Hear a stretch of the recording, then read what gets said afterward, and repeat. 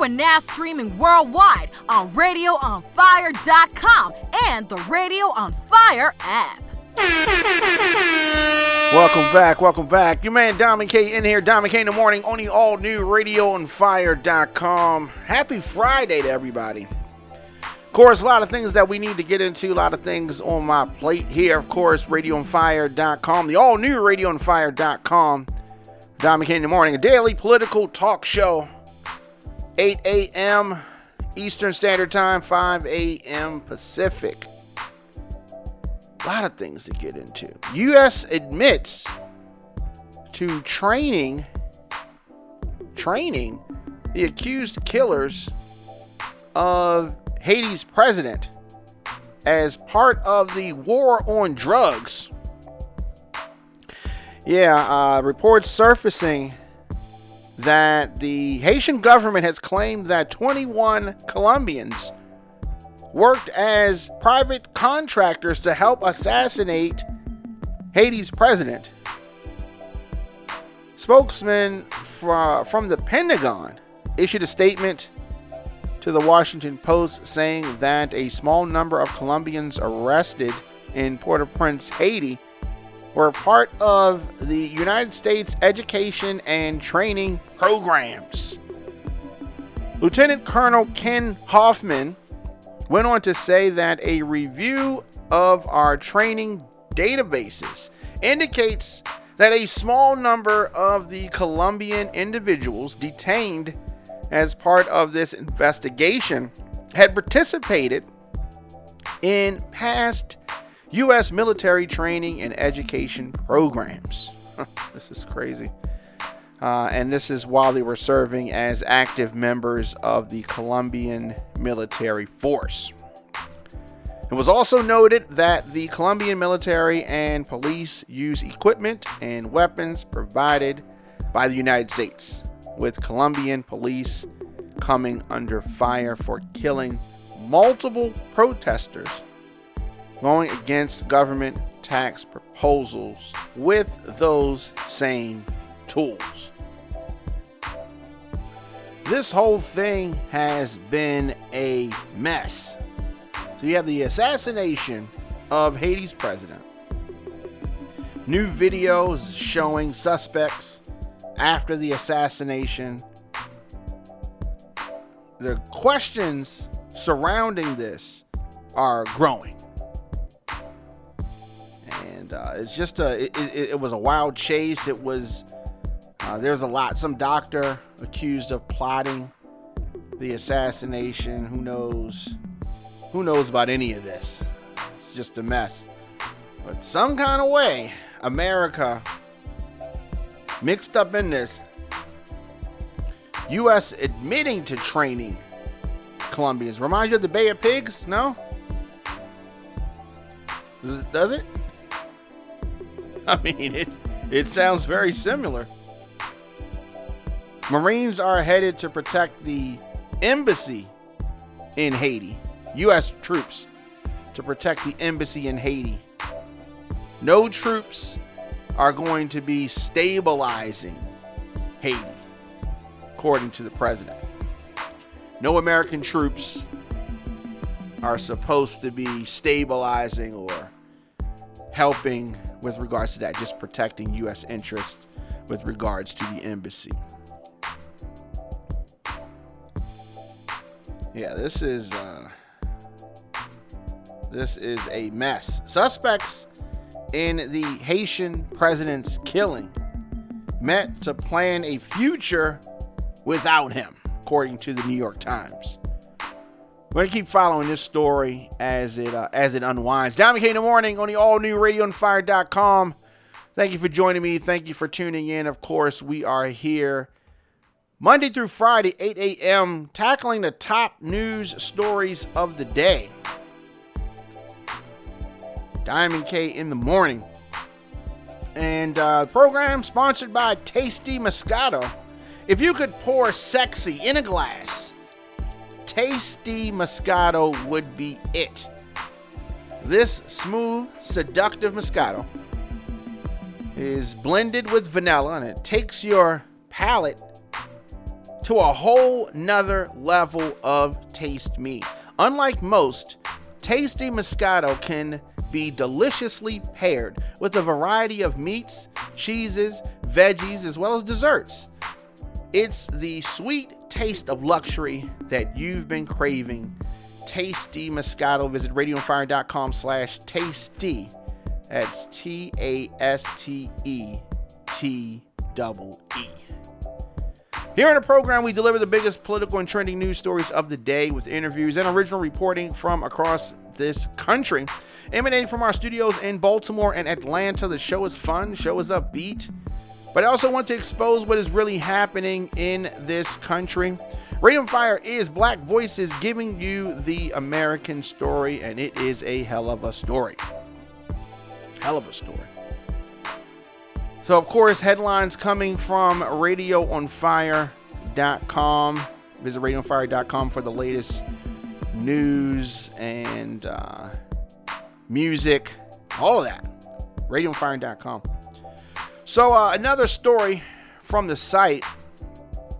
An ex-deputy sentenced to 12 and a half years for planting drugs during traffic stops. This is something that you suspect, hear about, and this actually happened in Jackson County, Florida.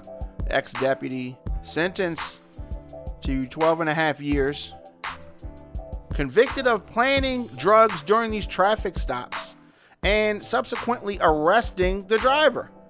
In total, Zachary Wester faces 67 charges, including racketeering, official misconduct, fabricating evidence, perjury, false imprisonment, and possession of controlled substances and drug paraphernalia.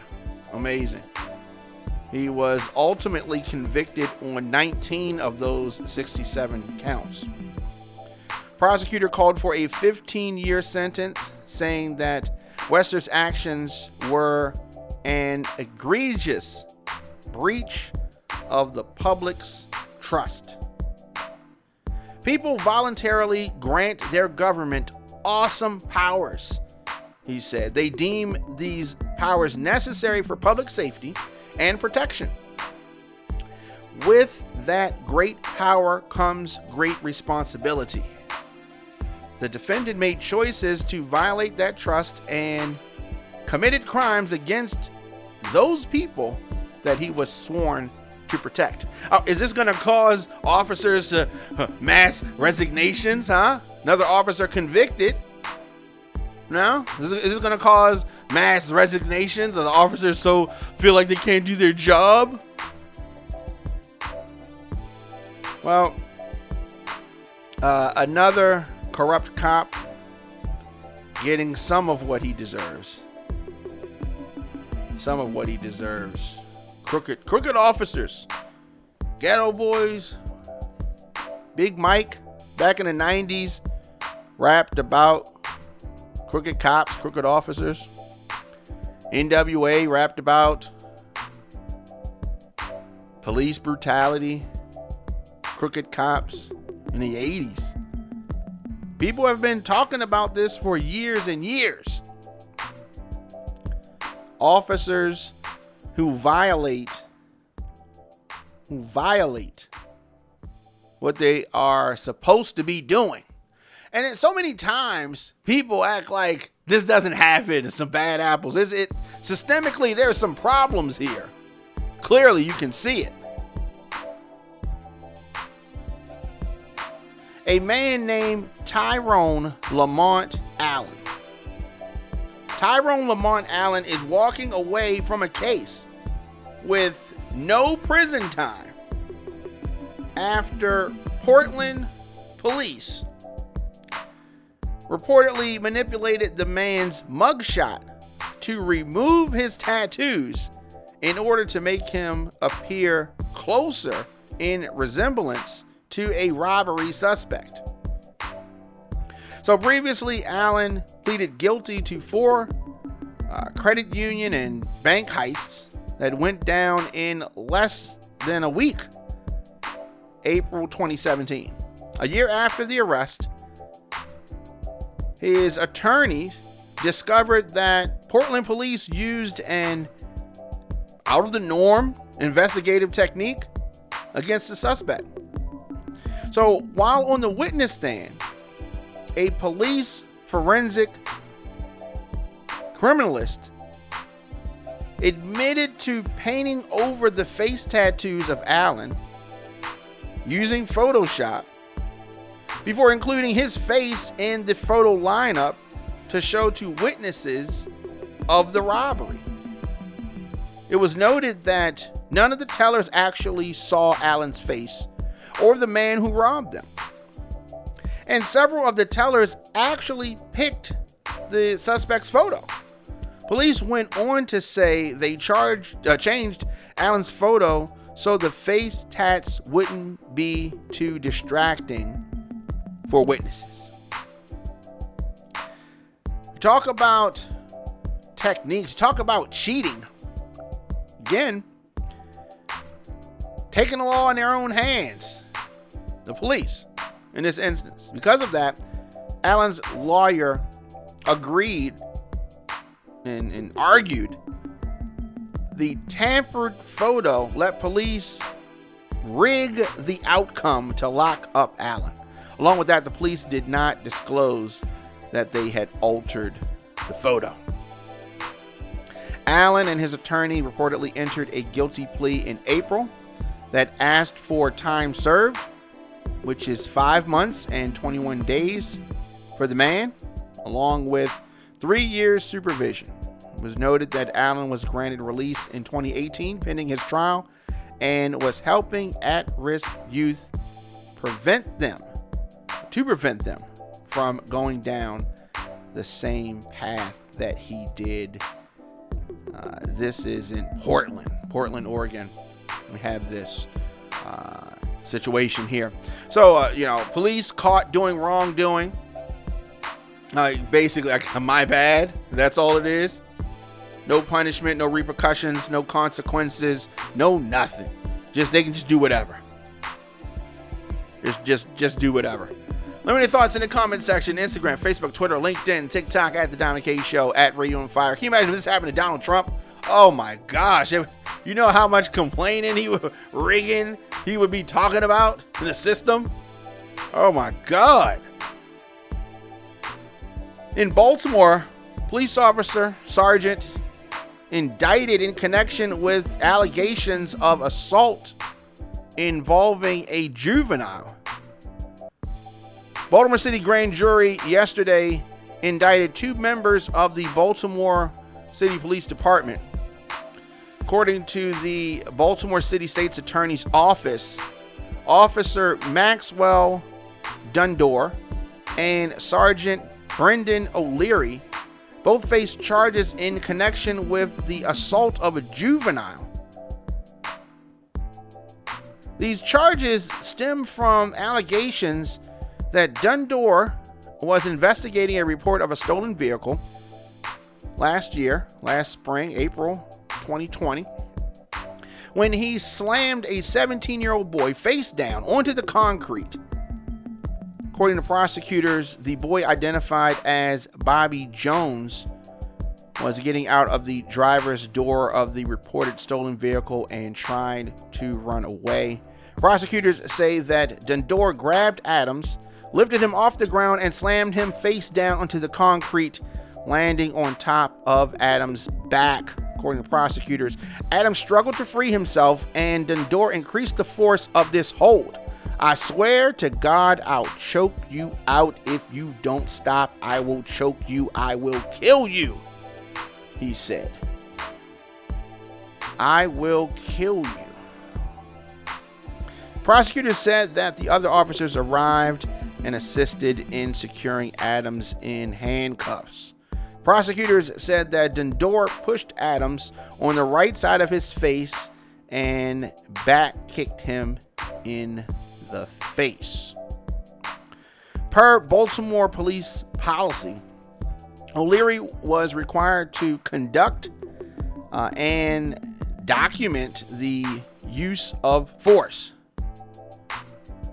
Now, prosecutors said that O'Leary asserted in his report that he had viewed all body-worn camera video before submitting the report. Prosecutors said that the video does not support the statements, observations, and conclusions made by O'Leary in his report.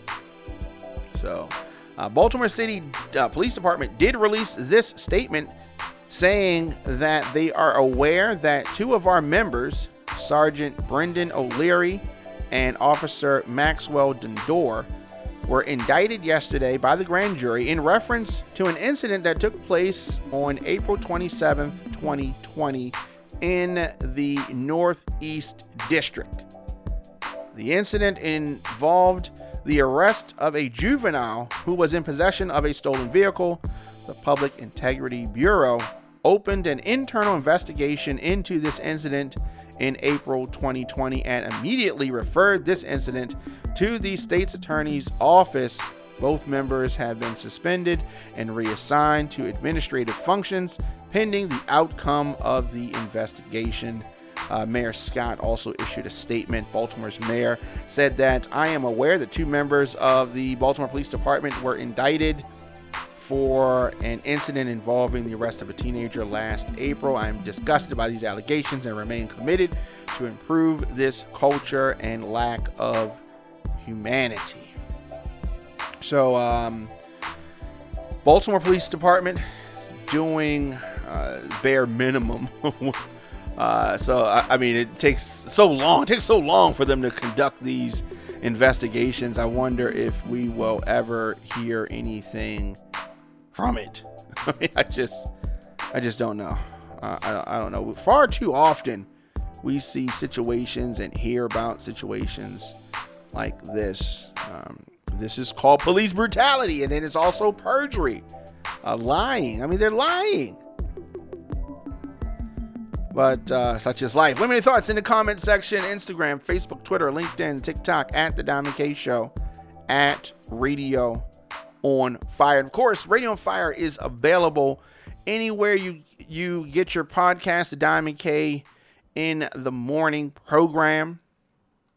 WRF Radio. Simply download WRF Radio in your app store. Leave me a comment. Scroll your timeline. Attend a Zoom meeting on mute. Do some online shopping, all while listening to Diamond K in the Morning. We are here 8 a.m. Eastern Standard, 5 a.m. on the West Coast. Also sponsored today by Flyers on Fire. If you need a flyer created, Flyers on Fire can design your quality digital flyer in 24 hours. Are you promoting something on social media? Flyers on Fire can help you brand your message with a quality flyer. Visit us on Instagram at Flyers on Fire or visit radioonfire.com/Flyers on Fire. So, I've been talking about radioonfire.com, where we are pulling a lot of our stories for today's broadcast. Everything we talk about, of course, radioonfire.com.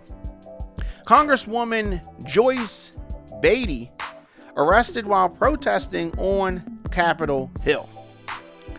The Ohio Congresswoman is also the chairwoman of the Congressional Black Caucus. She was arrested last night along with 8 other activists while protesting on Capitol Hill.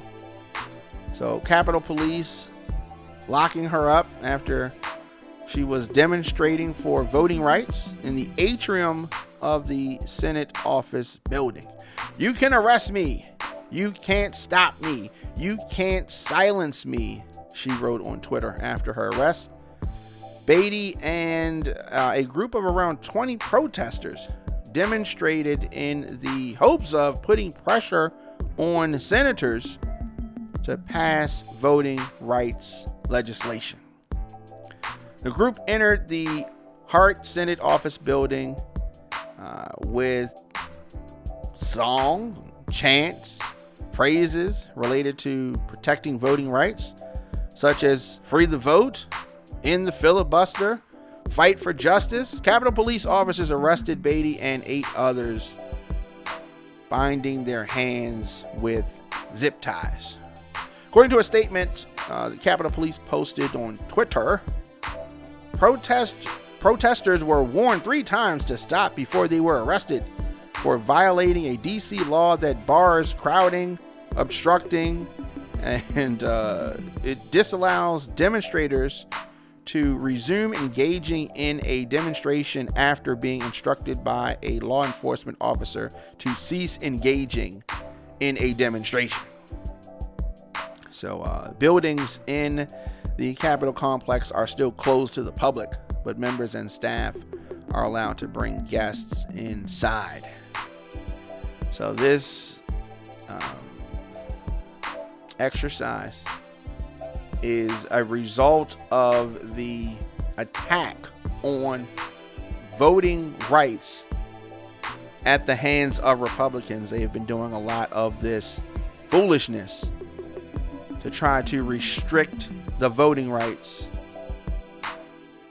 All of this centered around the big lie that Trump has been telling his supporters and anyone who will listen to his lies. And some kind of way he was robbed of the presidency. So this all stems from that. So as a result of that, Republicans have been trying to stiffen laws in areas that they control. So this is related to that. But moreover, they're trying to pass the John Lewis Voting Rights Act and some other voting acts to strengthen things on the federal level. And they're trying to put pressure. Progressives are trying to put pressure on the Congress to act, to end the filibuster and many other things. But this is all stemming from voting rights, and it's super, super important. You know, sad news. I don't understand what's going on here. Richard Sherman, future Hall of Famer, has been in the news for all of the wrong reasons. All of the wrong reasons. Richard Sherman is as I said, veteran cornerback and NFL star. A judge ordered Richard Sherman to be released from jail without bail, but with several conditions. The cornerback was taken into custody after an arrest at the home of his in-laws. Some type of car accident. There's a video floating around. I mean, this, I talk about things being a mess. This is a mess. Well, during a hearing yesterday, the judge called the cornerback a pillar of the community. Called him a pillar of the community, which he is. He does a lot for his community. Anyway, so he's released from jail yesterday. King County District Court judge found probable cause that Sherman committed criminal trespassing, malicious mischief, driving under the influence, and resisting arrest.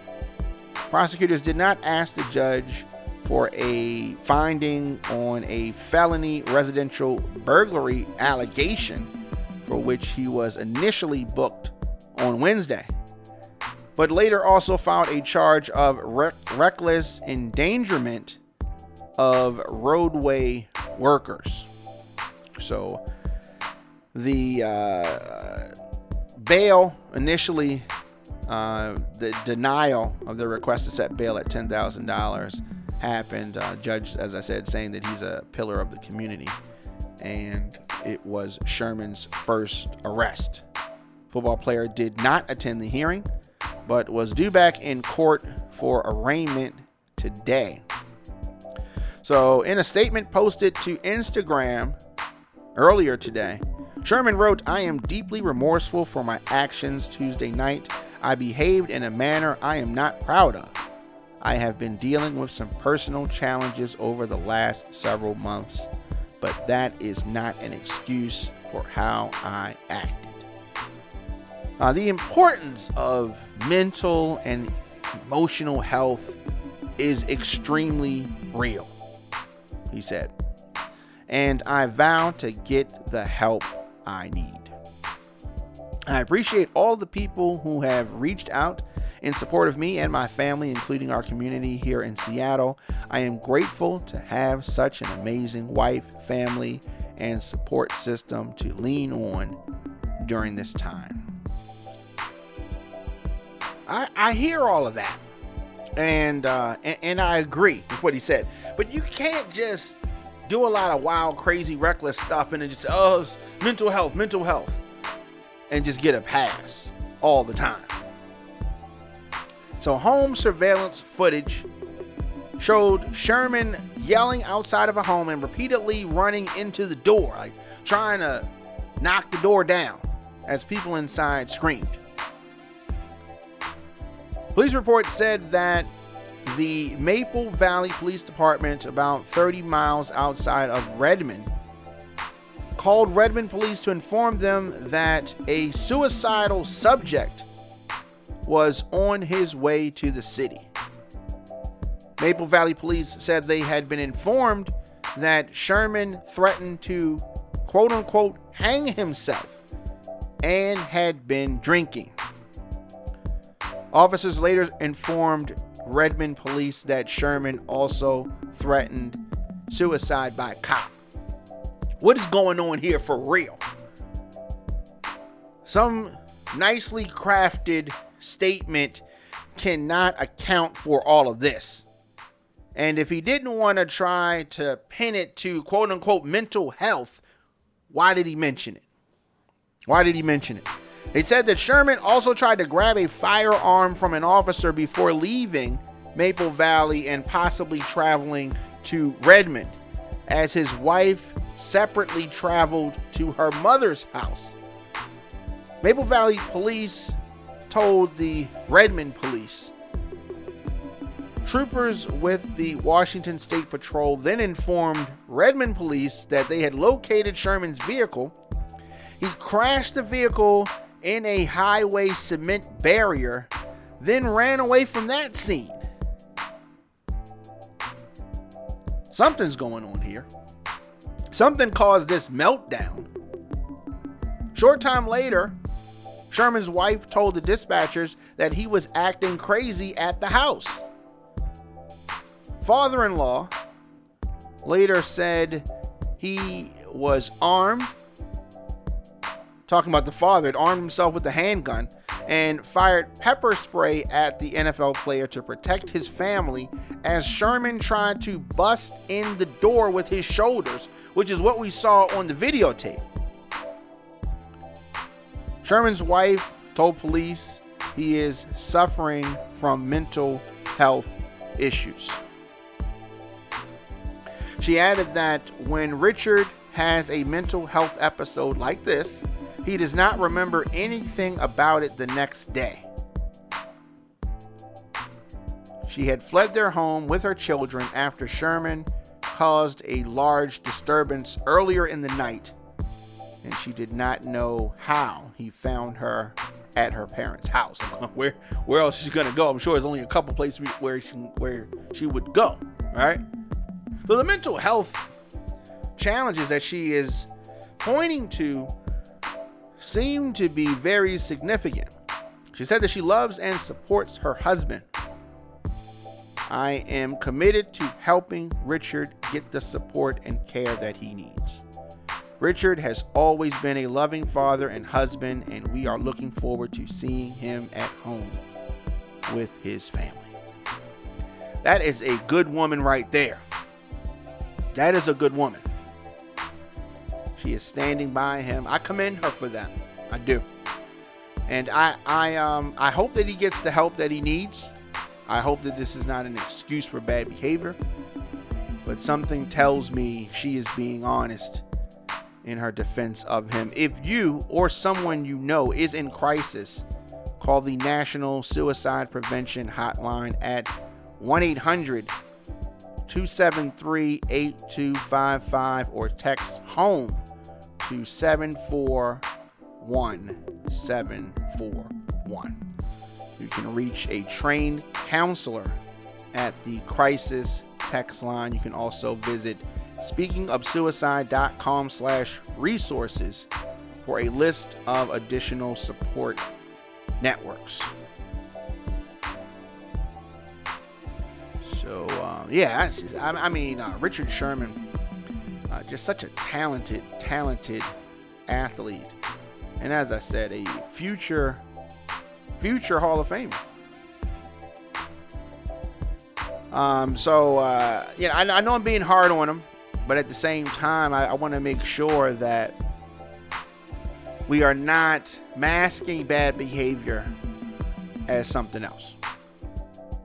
And if that's what it is, let's him be diagnosed and treated and all of that. So she spoke about this in a way that she's seen similar behavior from him in the past. Something needs to be done. Several times during that episode, he could have lost his life with the police, with the father-in-law, crashing the car, driving drunk like this. He could have killed someone else. There's so much that could have happened. He was driving drunk, so someone could have lost their life because of this. So let me know your thoughts in the comment section. Instagram, Facebook, Twitter, LinkedIn, TikTok, at The Diamond K Show, at Radio on Fire, Diamond K in the morning on the all-new RadioOnFire.com. Bill Cosby wants Pennsylvania to pay him millions for time behind bars. I knew this was coming.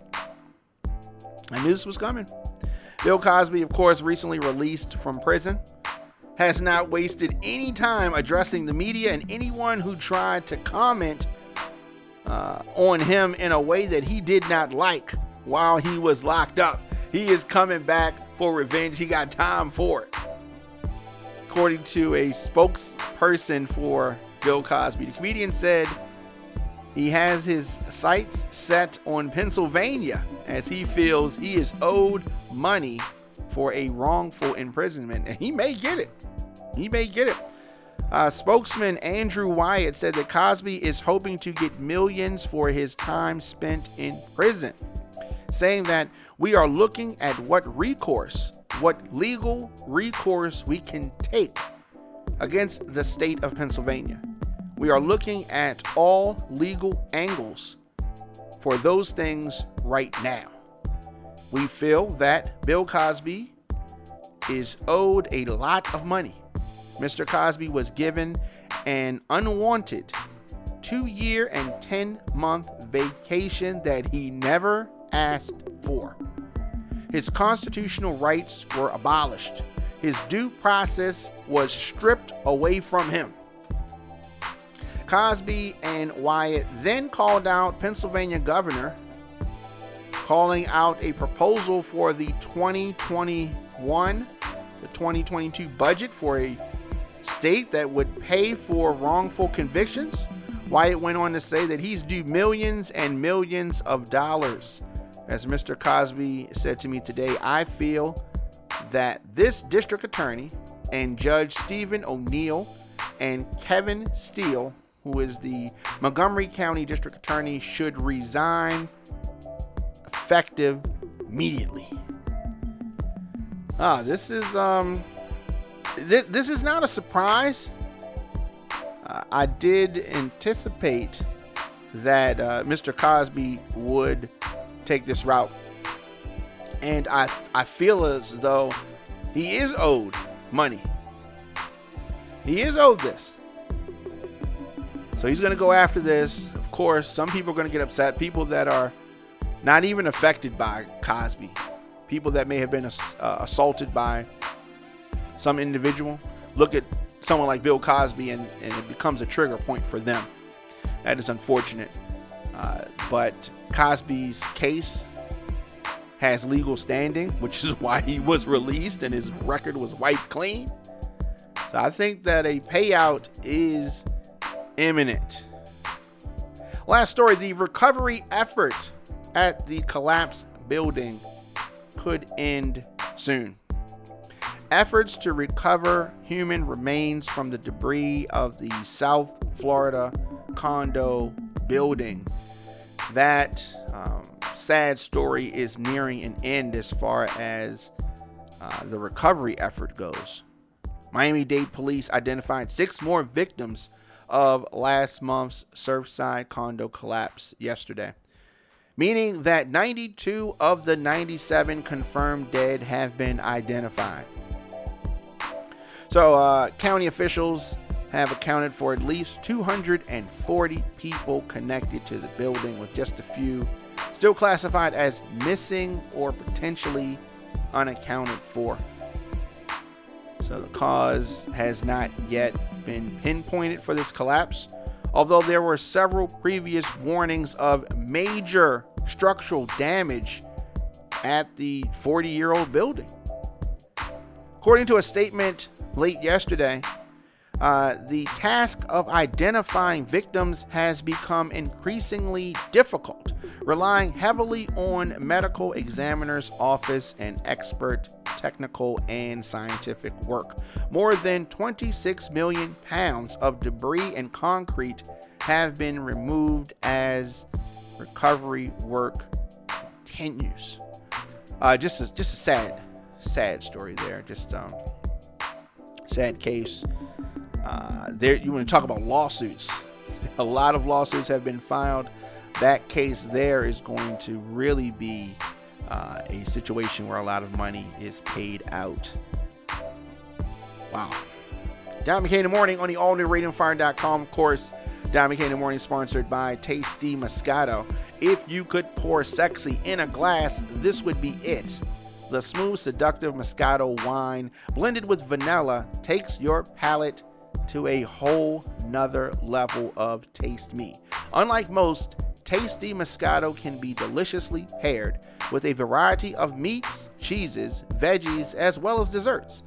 It's the sweet taste of luxury that you've been craving. Visit radioonfire.com/tasty for more info. That is tasty, spelled T-A-S-T-E-T-E-E.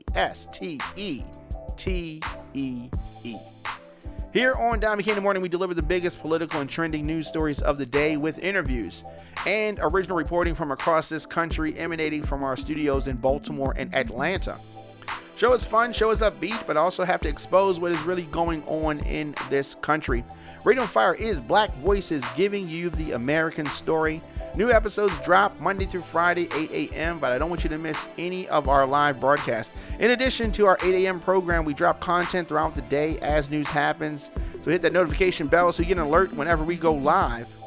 Don McKay in the Morning on the all-new RadioOnFire.com. Don McKay in the Morning is available on the WRF Radio app. Simply download WRF Radio in your app store. Leave me a comment. You can scroll your timeline, attend a Zoom meeting on mute, or do some online shopping, all while listening to Diamond K in the Morning. Also, Apple Podcasts, Google, Stitcher, Spotify, anywhere that you get your programs. YouTube.com/DJ Diamond K. Of course, another partner, Don McKay in the Morning, sponsored by Flyers on Fire. If you need a flyer created, Flyers on Fire can design your quality digital flyer in 24 hours. Are you promoting something on social media? Flyers on Fire can help you brand your message with a quality flyer. Visit us on Instagram at Flyers on Fire or radioonfire.com/Flyers on Fire. You can get breaking news, adult conversations covering topics that are important to Black culture, all on radioonfire.com, original radio podcast and TV programs. You want to support Don McKay in the Morning? Very easy to do that. I'm able to deliver our news and our views on the program because of our listeners, sponsors, and of course, your donations. Don McKay in the Morning is powered by the people, and we need and love your support. Visit radioonfire.com to make a one-time donation or join our VIP club. Facebook.com/radioonfire. All social media at The Diamond K Show. I will see you guys tomorrow. Giving you more talk, more news, and more music. It's Radio on Fire.